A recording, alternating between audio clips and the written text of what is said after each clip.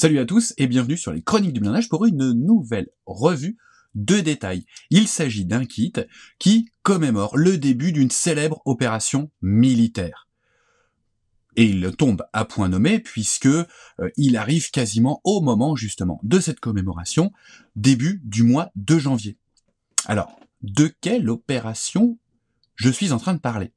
Alors, c'est passé complètement à la trappe chez les autres fabricants, et c'est fort dommage parce que c'est une opération militaire de l'ère moderne qui a été très importante, très impressionnante, et les gens de ma génération ont pu la suivre à la télévision. C'était en ce début du mois de janvier, les 30 ans de l'opération globale appelée Desert Storm, pour les Américains Desert Shield, pour les Français, l'opération Daguet, et pour les Anglais, l'opération Gambie. Eh bien, on peut se féliciter, ou en tout cas on peut les féliciter, chez Amusing Hobby, eh bien, cette commémoration, cet anniversaire des 30 ans du début de Desert Storm, eh bien, n'est pas du tout passé à la trappe, contrairement à tous les autres qui continuent à nous proposer du ce, et encore du ce. Ce comprenait SS, Deuxième Guerre mondiale. Eh bien là, chez Amusing Hobby, non, on prend le contre-pied et c'est vraiment tant mieux parce que c'est un super sujet. Desert Storm a eu sa période très à la mode chez les maquettistes, grâce à Verlinden notamment, et puis certains kits qui sont sortis vers la fin des années 90, puisque ce conflit avait été beaucoup relayé à la télé. À l'époque, il n'y avait pas les réseaux sociaux, tout ça, donc il n'y avait que la télé. Souvenez-vous, en tout cas ceux qui se souviennent, des émissions avec les petits espèces de petits plateau de wargame où on faisait avancer les divisions à l'intérieur du Koweït et tout ça pour libérer Koweït City, et puis Schwarzkopf, etc. Voilà, donc c'était le début de la guerre médiatisée, et puis avec les réseaux sociaux, etc. Maintenant, c'est devenu un bon gros bordel d'informations. Bon, quoi qu'il en soit, revenons à ce kit. C'est le Centurion MK5 AVRE, un engin de dépannage et du génie, véhicule blindé de dépannage et de génie, sur la base du Centurion MK5. Alors, cette version du génie sur la base du Centurion, elle apparaît dès 1963, voilà, je vérifiais mes notes, excusez-moi, j'avais un doute, dès 1963, avec des évolutions, et on est là face à l'une des toutes dernières évolutions, avec l'obusier, le canon de 165 mm, donc typiquement, on est sur une version du pétard moderne, le Churchill pétard, avec ce canon de démolition de 165 mm, quand même, c'est quelque chose, et une lame doseur à l'avant, et puis, nouveauté qui est apparue à ce moment-là, les surblindages réactifs qu'on aperçoit sur la tourelle, sur les flancs de la caisse. Alors, on trouve quelques séries de photos très intéressantes sur les Centurions Havre durant Desert Storm.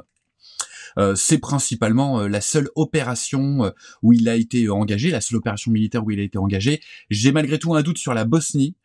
Si vous savez, j'ai pas réussi à trouver d'informations, mais il me semble que éventuellement, il aurait pu être engagé en Bosnie. En tout cas, sur Desert Storm, les photos nous montrent qu'il y avait deux versions du Havre qui cohabitaient. Cette version, qui est l'une des toutes dernières, on appelle aussi ça le Havre 165, l'une des toutes dernières, et puis une version sans surblindage, et avec les supports à l'avant, vous avez deux supports qui sont destinés à recevoir les fascines, puisque le Havre peut être équipé soit d'une air centimine, soit d'une lame doseur, soit de fascines, en fait, à dérouler à l'avant.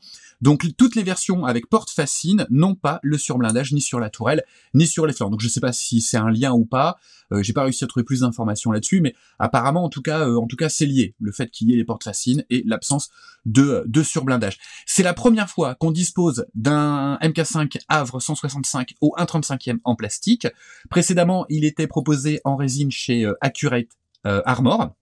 Vous avez vu, j'ai pas confondu avec Accurate Miniature, j'ai tendance à confondre les deux marques entre avion et blindé, mais là non, c'était bien Accurate Armor, la marque écossaise qui nous l'avait sorti en résine, donc ça supposait un travail un petit peu plus important sur la préparation des pièces. Vous allez voir que là, on a un très très joli kit. Moi je suis assez amateur du Centurion dans les versions, tout ce qui est version Havre. Et là, moi j'aime beaucoup, et vous allez voir que c'est vraiment un très très très très très joli kit, et on va tout de suite regarder la notice de montage. Et j'ai pas fait de coupe. C'est pas grave. La notice de montage, la voilà justement. Je vais quand même faire un petit zoom, hein. Je sais pas ce que vous en pensez, mais là on voit les bords, et j'aime pas quand on voit les bords. Donc la notice de montage Amusing Hobby, pour ce Centurion MK5 Havre 165 au 1/35e, avec donc le détail des grappes, la répartition des pièces sur les grappes. Donc on a, c'est assez restreint pour un Centurion, par rapport aux Centurions qu'ont sorti les différentes versions de Centurion qu'a sorti AFV Club, on a quand même moins de pièces. Vous allez voir que malgré tout, c'est pas du tout un sacrifice au détail, ou même aux options de choses sur les chenilles et sur la suspension. Et on le voit tout de suite, l'assemblage donc des bogies.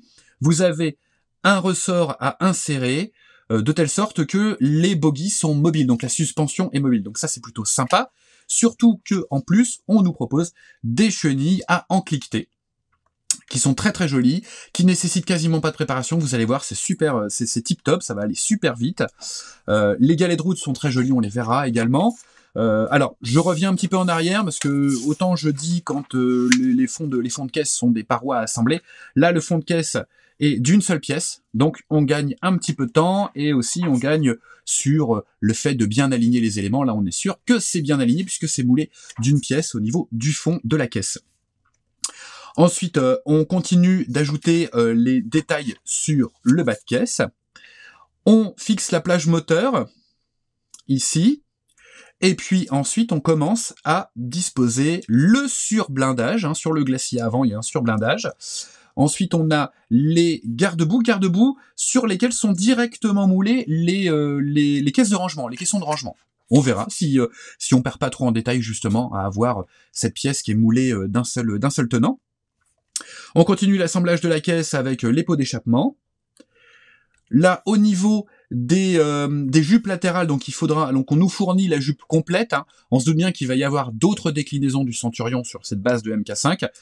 Il me semble qu'il y a un shotcal qui est prévu chez Amusing Hobby. Il me semble, à vérifier. Donc, voilà, on supprime une des sections au niveau de la jupe latérale pour disposer, eh bien, l'ensemble des protections latérales qui protègent la partie avant. Hein, donc le compartiment du conducteur. On continue avec voilà les nombreux détails. Le câble, vous allez voir que les deux câbles sont fournis en câble tressé métallique. Donc ça c'est bien, c'est toujours un petit plus. Là, la lame doseur qu'on va assembler, qu'on dispose ensuite ici, et puis on attaque la tourelle.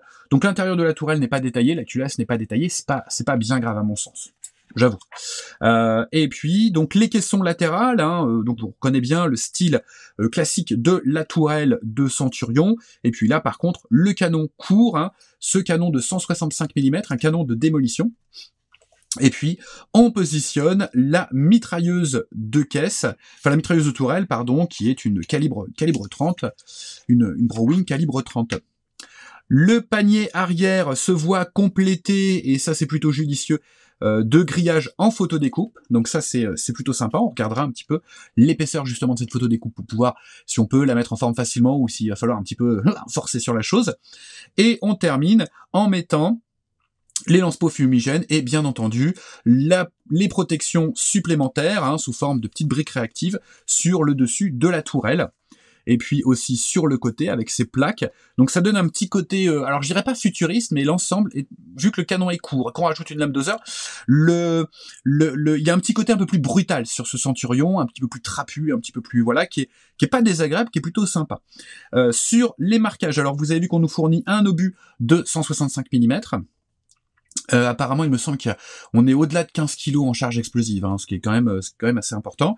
Petite planche de décalcomanie. Alors, ne figure pas sur la notice, mais on le verra. Les deux drapeaux que vous voyez qui sont montés sur la tourelle figurent en décalcomanie, donc ils pourront être posés sur une feuille, soit une feuille aluminium, soit une feuille d'étain, pour pouvoir faire les deux côtés et puis mettre un petit peu en forme. Donc une seule décoration qui correspond à exactement Betty Boo, là, qui correspond à un engin utilisé lors de l'opération Gambi, lors de Desert Storm en 1991, hein, fin 90, déclenchement début 91. Et puis après, donc, les fameux profils en partenariat avec Amo of MiG, avec donc différents schémas. Donc là on a le schéma désertique, hein, qui n'est finalement pas un schéma, qui est une couleur, qui est un aplat de couleurs. Ici on a le camouflage d'Ibatus. Alors je sais pas, alors bon, encore une fois, on sait pas si ça correspond véritablement à un exercice, à une période, mais bon, ça on n'en sait pas plus. Et puis le camouflage autant, pareil, hein, pas de, pour moi, pas de. Il y a deux petits marquages sur la lame doser, donc ils sont en plus. Mais il n'y a pas d'information plus que ça. En même temps, on va pas faire la fine bouche, puisque clairement, la décoration qui nous intéresse sur ce Centurion Havre, c'est bien entendu la décoration Desert Storm. Il y a des possibilités de vieillissement, weathering comme on dit aussi maintenant, et de patine très intéressantes, puisque on a affaire à un engin qui a servi au combat. On va donc regarder les grappes de ce Centurion Havre MK5 165. On commence par les grappes qui constituent le train de roulement, avec, alors je ne l'ai pas sorti, hop, voilà. Avec, on va déjà commencer par regarder, donc c'est la caisse, voilà, la caisse pleine, le dessous de caisse, voilà, qui est plutôt, voilà, qui est bien moulé, il y a des petits renforts, et puis on va venir greffer le train de roulement là-dessus, donc on gagne nécessairement du temps. On n'a pas à assembler les parois. Pour le train de roulement, on regarde d'abord sur les petites grappes, on regarde les barbotins, qui sont bien détaillés. On a un bon compromis, hein, niveau de détaillage, prix du kit, et je pense rapidité d'assemblage. Je pense qu'on a un très très bon compromis avec ce Amusing Hobby.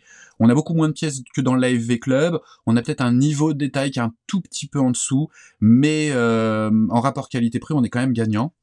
Donc ici, les bogies, hein, les renforts en fait de bogies, que vous allez trouver sur ces grappes. Voilà. Et vous viendrez insérer, pour avoir une suspension mobile, vous viendrez insérer les ressorts qui sont ici, qui sont apparemment des ressorts en laiton. Donc je vérifie. Ouais, ils sont pas trop durs, donc vous allez pouvoir un petit peu jouer avec la suspension. Je pense que ça va être tout à fait possible de jouer un peu avec la suspension. On regarde les galets de route, qui sont bien, hein, qui sont bien reproduits. La bande caoutchoutée me paraît peut-être un petit peu épaisse, mais il faudrait vérifier. Et puis vous avez des éléments, voilà, de surblindage qui sont déjà sur ces grappes. Les petits galets porteurs sont là. On jette un petit coup d'œil aux chenilles. Donc qui sont déjà en fait dégrappées, hein, qui sont proposées dans un sachet, qui sont bien, qui nécessiteront très peu de s'il y a un petit ponçage, mais ce sera vraiment très très léger. Et vous avez vu, c'est plutôt c'est plutôt très très joli.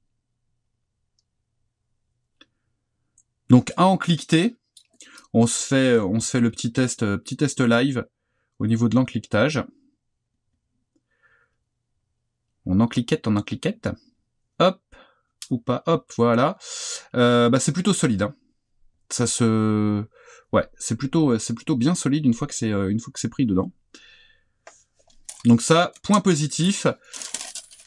Les chenilles sont à maillon individuel, c'est pas une usine à gaz, hein. Une pièce, un maillon, c'est encliqueté, c'est déjà quasiment prêt. On dirait des chenilles à maillon séparés, à maillon individuel de chez Tamiya. Donc ça c'est plutôt sympa. La couleur en plus c'est bien parce que c'est quasiment la couleur de base. Donc pour les fainéants, il suffirait presque de mettre un primeur translucide, ça existe chez Mission Model. Et puis ensuite de faire différents lavis, de l'empoussiérage, etc. Et vous pourrez, je pense, gagner du temps sur la mise en peinture. Deux grappes qui comprennent des éléments de la caisse. Et je vous l'avais dit tout à l'heure, les caissons qui sont moulés, les caissons de rangement qui sont moulés à même les garde-boue, et c'est pas forcément super gênant. C'est même pas gênant du tout. Alors là, vous aurez par contre la façade à venir reporter, la façade qui se trouve ici. Mais au final, on gagne du temps, et c'est pas dénué de sens d'avoir fait ça. Les carters des barbotins qui sont ici et qui présentent la texture de fonderie. Donc ça c'est bien. Une des plaques de la plage moteur. Le glacier avant à l'avant. Voilà, le glacier avant. Donc qui sera entièrement recouvert, donc vous avez vu qu'on a déjà quelques petits détails pour des versions qui n'auraient pas le surblindage. Donc en fait, ce sera possible de monter ce Centurion sans les surblindages. Si vous voulez scratcher les portes fascines, par exemple, ça peut être sympa. Autre élément, voilà, donc ça c'est la trappe conducteur. Vous avez ici l'anneau de tourelle.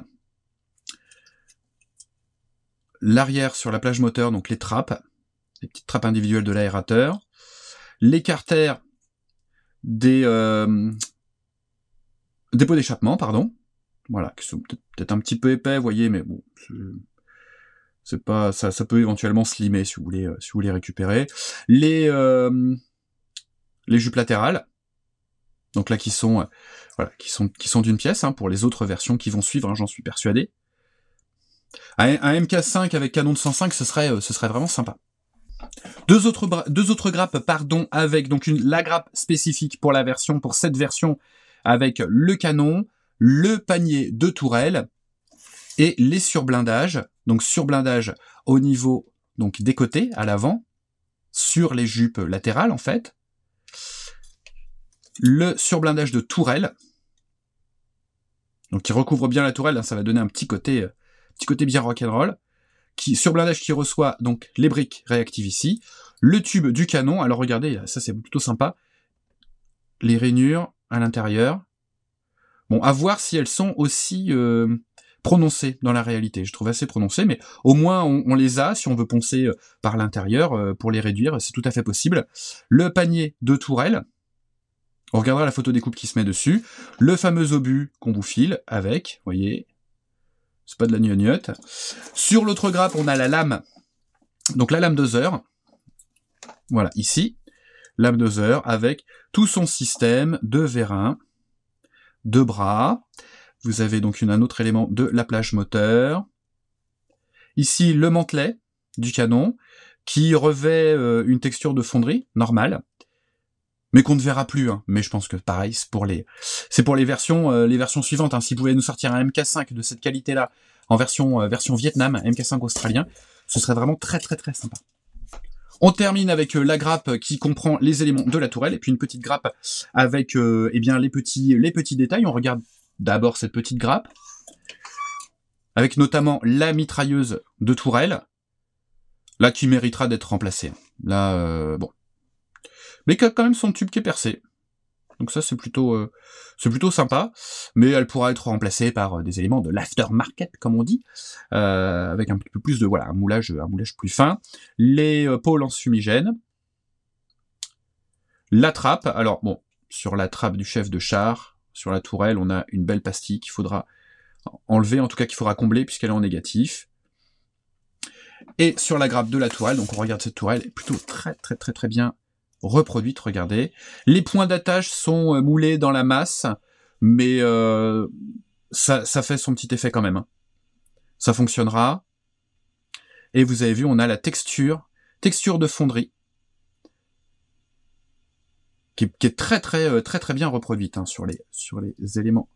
Voilà, sur les parois latérales, on a la même chose. Vous avez vu, c'est plutôt sympa. Vous avez vu le rail d'accroche du mantelet. Enfin, pas du mantelet en fait, hein, de la bâche qui recouvre le mantelet, la protection du mantelet. La petite planche de photo découpe qui comprend principalement, bon là, les petits éléments de détaillage. Ça, ce sont des équerres, je pense, pour les garde-boue. Et surtout le grillage pour le panier de tourelle. Plutôt sympa ce grillage, hein. Un petit peu texturé et c'est assez fin. La planche, la photo découpe est assez fine. Donc vous pourrez le mettre en forme, je pense, assez facilement. Il ne devrait pas y avoir de problème. J'ai dit une bêtise en introduction, ce n'est pas du tout un fil métallique tressé. C'est un fil de nylon, un petit peu épais et un petit peu rigide. Donc il pourrait être éventuellement conservé. En plus, il pluche pas trop, donc ça va. Mais je sais pas pourquoi j'avais vu ça en fil métallique au travers du sachet, mais en fait, non, pas du tout. Comme quoi, c'est très très important de bien préparer ses revues de détail avant de commencer. Donc toutes mes excuses pour cette erreur d'appréciation et de jugement de ma part. La petite planche de décalque qui va bien donc avec les décalques pour cette version Desert Storm.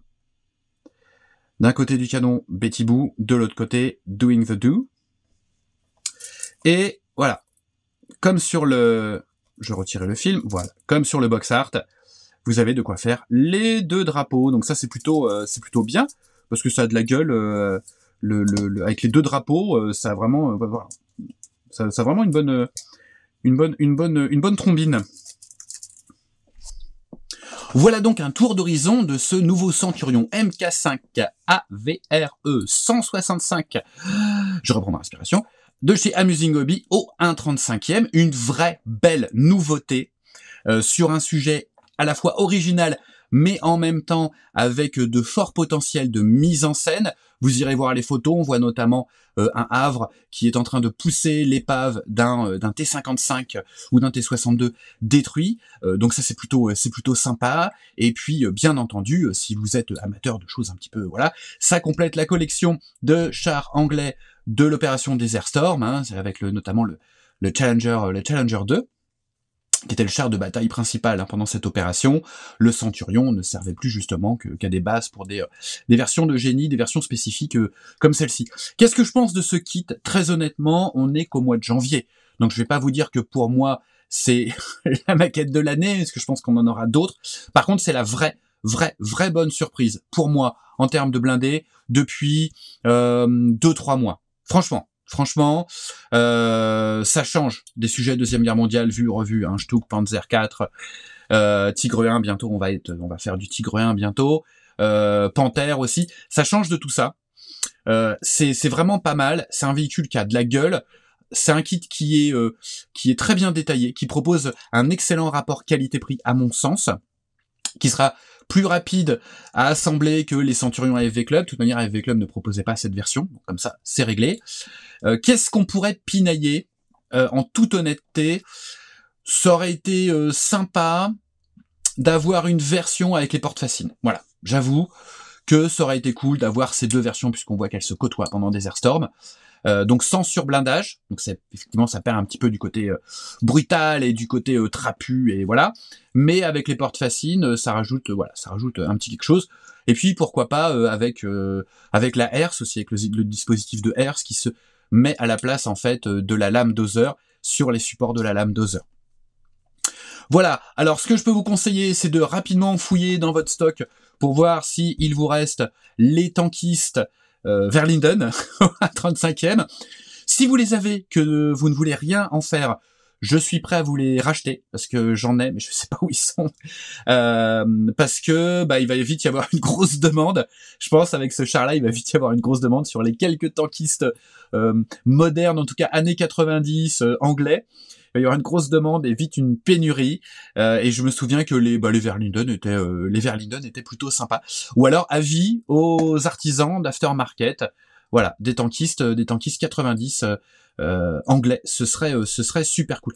Donc un vrai coup de cœur sincère. Après, le Centurion Havre, c'est un véhicule que j'aime bien. Donc à la base, déjà, j'étais conquis par rapport au sujet. Je trouve que la démarche d'Amusing Hobby sur ce coup-là, elle est vraiment hyper intéressante parce qu'elle est en contre-pied de toutes les autres marques qui ont tendance à se copier les unes les autres. Là, on a vraiment une version originale. Donc bien joué Amusing Hobby. Rapport qualité-prix tip top. Un kit qui nous a été fourni par notre partenaire, bien entendu, domino.be. Donc vous pourrez trouver ce kit sur leur site en suivant, hop, le lien dans la description. En termes de tarifs, parce que j'ai beaucoup de messages qui me disent tu oublies de dire le prix, tout ça. Bon, alors si vous n'avez pas le temps de jumper de cliquer sur le lien que je vous donne Domino pour voir à quel prix il est chez Domino, sachez que ce Centurion Havre, il est à 55 €, ce qui représente pour moi un bon équilibre rapport qualité-prix, parce que je pense qu'il y a assez peu de choses à rajouter dessus, il n'y a pas d'aftermarket. À part les fameuses figurines Verlinden. Si tu les as, que tu ne t'en sers pas, tu peux m'en faire cadeau si tu veux, sinon je te les rachète, ou je te les échange contre quelque chose qui vaut beaucoup plus cher. Voilà, eh bien je crois que j'en ai terminé avec cette revue de détails sur les chroniques du blindage.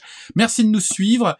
En attendant, une prochaine revue de détail, une prochaine revue de presse, mais surtout, car vous en êtes friands, les tutos, les petits tutos, les projets, et prochainement l'annonce du fil rouge 2021. Je vais me lancer un défi, et c'est vous qui allez me lancer un défi. Vous allez voir, vous découvrirez tout ça dans la vidéo de présentation de ce nouveau concept fil rouge sur les chroniques du blindage. Je vous embrasse, faites attention à vous plus que jamais, faites attention aux autres, portez-vous bien, maquettez bien, détendez-vous, zen, ça va bien se passer. À très vite.